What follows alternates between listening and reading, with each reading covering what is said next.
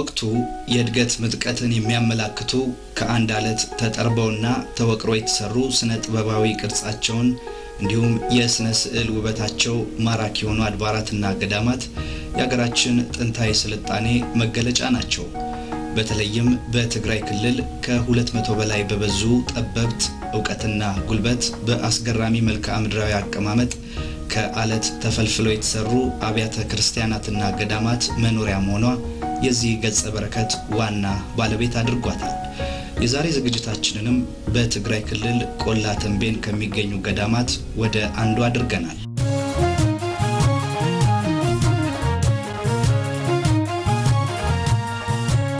ተንቤን የማራኪ መልክዓ ምድራዊ አቀማመጥ ባለጸጋ የውብና ሳቢ ባህላዊ ጨዋታ ውርስ ባለቤት እንዲሁም በነጭ ማር ምርት የሚታወቅ አካባቢ ነው። በተለይ ደግሞ በኢትዮጵያ ታሪክ ብሎም በአህጉራችን አፍሪካ ከፍተኛ ክብርና ቦታ የሚሰጣቸው አጼ ዮሐንስና የአፍሪካው ቀደምት ጀነራሉ ራስ አሉላ አባ ነጋ የትውልድ ቦታ ነው ተንቤን። እናም ተንቤን የባህላዊ ታሪካዊና ተፈጥሯዊ የቱሪዝም ሀብት ባለቤት ናት። የዛሬው ትኩረታችንም በተንቤን ብቻ ከሚገኙ 20 ውቅር አብያተ ክርስቲያናት በአንዱ በአባ ዮሐኒ ገዳም ነው። ከአብያዲ ወደ ሰሜን ምዕራብ አቅጣጫ በቀበሌ ዶክተር አታሃልቲ ልዩ ስሙ ደብረ አሳ በተባለ የአለት ተራራ ያረፈ ነው አባ ዮሐኒ ገዳም። የገዳሙ ምዕራባዊ ገጽ ከዋናው አለት ተነጥሎ በመውደቁ በነጭ ግንብ ተከልሏል። ይህ ደግሞ ከሩቅ እንዲታይ አድርጎታል። አሁን ያለንበት ያው ደብረ አንሳ ተራራ ስር ነው ያለነው። ይሄ ተራራ 17 ኪሎ ሜትር ከአብያዲ ከተማ የሚርቀው ነው እና ይሄ ተራራ የተለያዩ ብርቅዬ የሆኑ ቤተክርስቲያኖች ከአለት ተፈልፍለው የተሰሩ ቤተክርስቲያኖች ያሉበት ነው። አንዱ ከቤተክርስቲያኑ አንዱ አባ ዮሐኒ ገዳም እንደምናየው ከፊት ለፊታችን እንደምናየው ያው አባ ዮሐኒ ገዳም ነው እና ይሄ አባ ዮሐኒ ገዳም በተለምዶ ያው በ5ኛ ክፍለ ዘመን እንደተሰራ ነው የሚነገረው። በተለያዩ ምሁራኖች ግን በ10ኛ እስከ 14ኛ ክፍለ ዘመን እንደተሰራና ከአለት ተፈልፍሎ የተሰራ በጣም የሚደንቅ ቤተክርስቲያን ነው እና እዛ ውስጥ ሄደን ያው እናየዋለን ማለት ነው።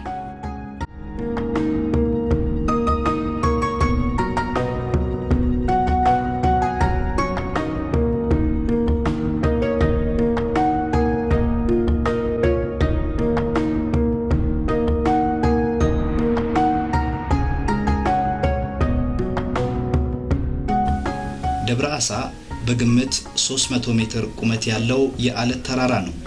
በዚህ ተራራ መሃል ወይም ሽንጥ በ150 ሜትር በሚያክል ከፍታ ተፈልፍሎ የተሰራው የአባ ዮሐኒ ገዳም በዘመኑ ይህ የሚባል የመሰረተ ልማት ስልጣኔ ባልነበረበት ጊዜ የገዳሙ አሰራር እስካሁን ያልተፈታ ሚስጥር ሆኖ ቆይቷል።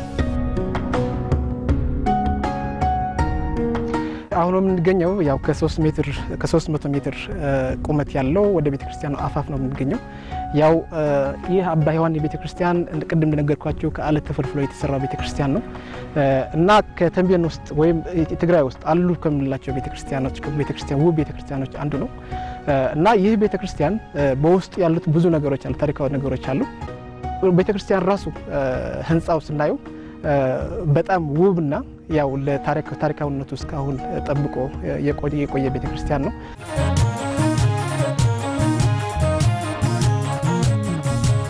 አባ ዮሐኒ ገዳም ውስጣዊ ስፋቱ 13 በ12 ሜትር ሲሆን የህንጻው ቁመት ደግሞ ከ7 እስከ 9 ሜትር እንደሚደርስ ይገመታል። በውስጡ ከአለት ተፈልፍሎ የታነጸ 14 ምሰሶች አሉት። ከነዚህ መሃል 7ቱ ራሳቸውን ችለው የህንጻው ጣራና ግድግዳን ደግፈው የቆሙ ናቸው። የነዚህ ምሰሶች ብዛት የኪነ ህንጻው ጥበብና ምጥቀት አሁንም ያልተፈታ ሚስጥር ሆኖ ቀጥሏል።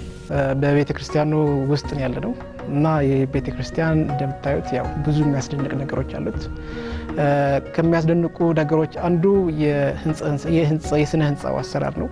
ያው እንደምናየው ያው የተለያዩ ራሳቸው ችለው የቆሙ የተለያዩ ምሰሶዎች አሉት እና እነዚህ ምሰሶዎች በአራት ማዕዘን የተሰሩ ናቸው እና አሰራራቸውም እንደምናያቸው በጥቀጥ ብለው ይወጡ ናቸው። ጂኦሜትሪካሊ በጣም የጠበቁ ናቸው እንደምናያቸው እና በጣም አባቶቻችን ያው ለኛ ይታውልን የሚደንቅ ጥበብ ነው አንዱ።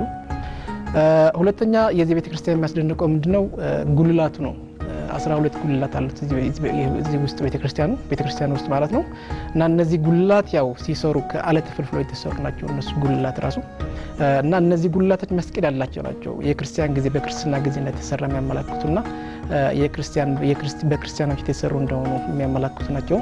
እና እነዚህ ጉልላቶችም ሲታዩ በጣም ባሳራቸው በጣም የሚደንቁ ናቸው። ከራሳቸው የአክሱማይት ክሮስ የምንለው በአክሱም ጊዜ እንደተሰራ የሚያሳዩ ናቸው። እነዚህ በአክሱማይት ጊዜ ማለት ነው ከሁለተኛ ክፍለ ዘመን ቅድመ ልደተ ክርስቶስ እስከ 10ኛ ክፍለ ዘመን ድህረ ልደተ ክርስቶስ የነበረ ጊዜ እንደተሰራ ነው ይሄ ቤተክርስቲያን የሚያመላክቱ ማለት ነው። እና 12 መሆናቸው የሐዋርያት 12 ናቸው ሐዋርያት እነሱን የሚያመላክቱና ሁለተኛ ደግሞ የክላሶቹ ብዛት 12 መሆናቸው የሚያሳዩ ናቸው።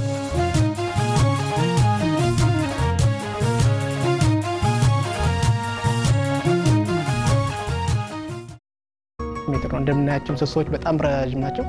ያው የሚያስደንቀውም ይሄ ነው።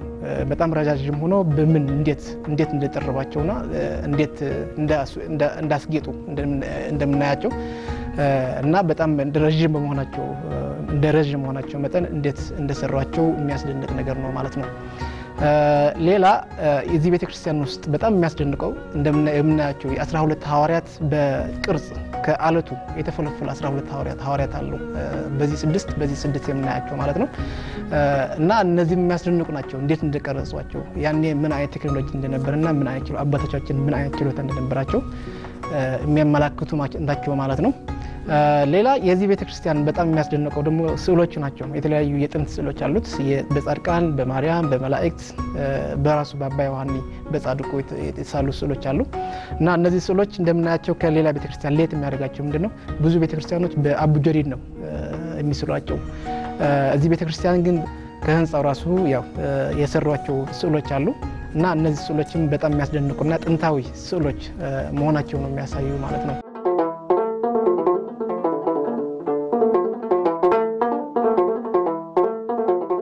ሌላ እዚህ ቤተክርስቲያን በጣም የሚያስደንቀው ምንድነው ከአለት ሲሰሩ ከራሱ የተሰሩ ከአለት ተፈልፍሎ የተሰሩ መንበረ ታቦቶች አሉ። እና እነዚህ መንበረ ታቦቶች 3 መንበረ ታቦቶች አሉ። አሁን በስራ ላይ ያለ አንድ መንበረ ታቦት ነው በአባ ዮሐንስ ስም ያለው መንበረ ታቦት ነው። ሁለቱም ግን በጣም ረጃጅም በመሆናቸው ያው ድሮ በአክናፍ ይቀድሱ ነበር ተብሎ ነው የሚነገርላቸው በአባቶች ማለት ነው። እና እነዚህም በጣም ከራሳቸው ከአለቱ ተፈልፍሎ የተሰሩ መንበረ ታቦት በመሆናቸው ያው በጣም የሚያስደንቅ ነው ማለት ነው። ይሄ ቤተክርስቲያን እንደምናየው በጣም ለቱሪዝም በጣም እምቅ ኃይል አለው። ይሄ አባ ዮሐኒ ደግሞ ያው ከሌላም ለየት የሚያደርገው እነዚህ ጉልላቶች አንዱ መብዛታቸው ነው። ሁለተኛ ደግሞ ባሰራራቸው በጣም ይለያሉ። እና እነዚህ ያው እንደ ምሳሌ የሚሆኑት ያው 12 ናቸው እንደምናያቸው አሁን ለ12 ሐዋርያት እንደ ምሳሌ ተብሎ የተሰሩ ናቸው አንደኛው ማለት ነው። ሁለተኛው እንደ ጌጥ ነው የተጠቀሙባቸው። ምክንያቱም እያንዳንዱ ክላስ የራሷ ጉልላት አላት። እና የራሷ ጉልላት ሲኖራት እነዚህ ጉልላቶች እንደ ማስዋቢያ ማስጌጫ የሚጠቀሙበት የነበር ነው። የሃይማኖቱ ሊቃውንት እንደሚሉት ከሆነ አባ ዮሐኒ ገዳም በ4ኛው ክፍለ ዘመን አጋማሽ በንጉስ አልማዳ እንደተሰራና ከዛም አጼ ገብረ መስቀል በ6ኛው ክፍለ ዘመን ወደ ገዳምነት እንደቀየሩት ይነገራል። ይሁንና አንዳንድ ምዕራባውያን የዘርፉ ተመራማሪዎች ዳግም በ15ኛው ክፍለ ዘመን ተገንብቷል የሚል እምነት አላቸው።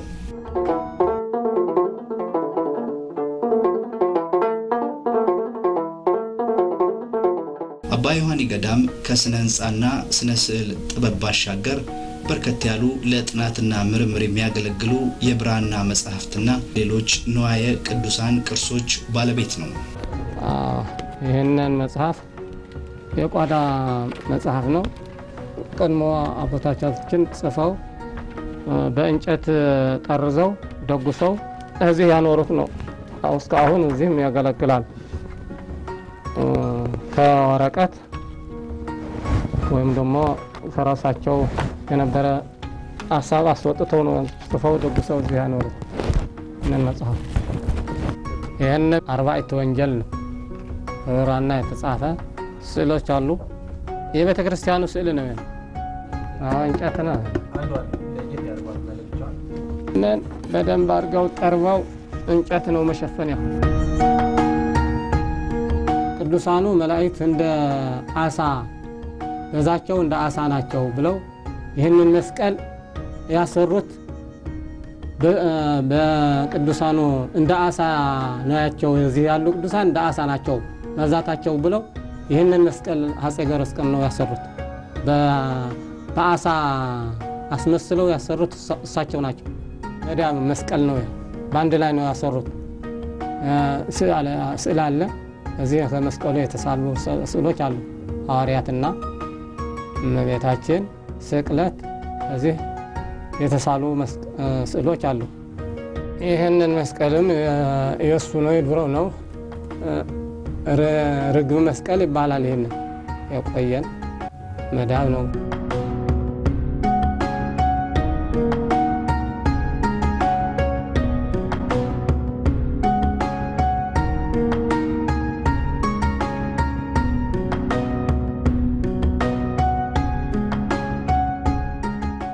የዚህ ሁሉ ቅርስና ታሪክ ባለቤት የሆነው አባ ዮሐኔ ገዳም ቱሪስቶች እንደ ልብ የሚጎበኙት አለመሆኑ ግን በቆይታችን ታዝበናል። ምክንያቱስ ምን ይሆን ስንል ለአክሱም ክላስተር አስተባባሪ ጥያቄ አቀረብን። እንደ ቱሪዝም ሰራተኛ ያው እንደምንፈልገው አይደለም። ቱሪስቶች ወደዚህ ይመጡ እንደሚፈልገው አይደለም። አሁን አይተነዋል፣ የኪነ ህንጻው አሰራር አይተነዋል። በጣም የሚደንቅ ነው። የኪነ ህንጻው አሰራሩ በጣም የሚደንቅና የሚገርም ናቸው። በተለይ ለውጭ ሀገር የሚመጡ ሰዎች በጣም የሚያስደንቅ ታሪክ ነው ያለው እና እንደምንፈልገው እየተጎበኘ ነው ማለት አይቻልም እስካሁን። ምክንያቱም ብዙ ምክንያቶች አሉ ወደዚህ የሚያመጡበት ምክንያት። አንዱ የፕሮሞሽን ጉዳይ ነው፣ የማስተዋወቅ ጉዳይ ነው። ብዙ አልተዋወቅም። ሁለተኛ ቱሪዝም የሚያስፈልጉት 3 ነገሮች አሉ። አንዱ የአኮሞዴሽን ነው። ቱሪስት መጥተው የሚያርፉበት የሚበሉበት ነገሮች እዚህ ሊኖሩ ይገባል። ሁለተኛ ታሪካዊ ቦታ ነው። ታሪካዊ ቦታው አለው እንደምናየው ማለት ነው። ሶስተኛውና ዋናው ግን የትራንስፖርት ጉዳይ ነው። የትራንስፖርት ጉዳይ ወደዚህ ትንሽ ያስቸግራል። መንገዱ በተለይ ከዋና መንገድ ወደዚህ ያለ በጣም የሚያስቸግር መንገድ ነው። እዚህ መሰረተ ልማት ዝርጋታ ላይ 2 አካሄዶች ናቸው ያሉት በዓለም አቀፍ ደረጃ። አንደኛው አካሄድ የቱሪስት መስህቡን ወይ መዳረሻውን መነሻ ተደርጎ የሚካሄድ ልማት አለ። ትኩረት የሚሰጠው የቱሪስት መስህቡ ላይ ነው፣ ቱሪዝም ላይ ነው የሚሆነው። ይሄ አንድ አካሄድ ነው። በአብዛኛው ይሄ የሚታየው ሀብታም በሆኑ ሀገሮች ነው። እንደኛ እንደ ኢትዮጵያ ባሉ ድሃ ሀገሮች ግን ለቱሪዝም ተብሎ አይደለም መጀመሪያ እንቅስቃሴ የሚደረገው። የህዝቡን ኑሮ ለማሻሻል፣ የህዝቡን ኑሮ ለመለወጥ ተብሎ እንቅስቃሴ ይደረጋል። ስለዚህ የህዝቡን ኑሮ ለማሻሻል ተብሎ የሚደረገው እንቅስቃሴ በሙሉ በቱሪዝም ላይ በጎ የሆነ አዎንታዊ የሆነ ተጽዕኖ አለ። ስለዚህ መንገድ ሲሰራ ለቱሪዝም ብቻ ተብሎ አይደለም፣ እዛ ያለው ህብረተሰብ እንዲገለገልበት ነው። ውሃ፣ መብራት፣ ሁሉም ህብረተሰቡን ማዕከል አድርገው ነው የሚሰሩት። ዘመናት ተሻግሮ እዚህ የደረሱት ብርቅዬ ጥንታዊ የብራና መጻሕፍት ከግንዛቤ እጥረትና አያያዝ ጉድለት ምክንያት በመበላሸት ላይ ናቸው። እነዚህ የፍልስፍና ቀመር፣ የምርምር ድምር፣ የኛነታችን ንግር የያዙ የሀገር ሀብቶችን መታደግ የማንነትና የዜግነት ኃላፊነት ነው እያልን ፕሮግራማችንን እናገባድዳለን።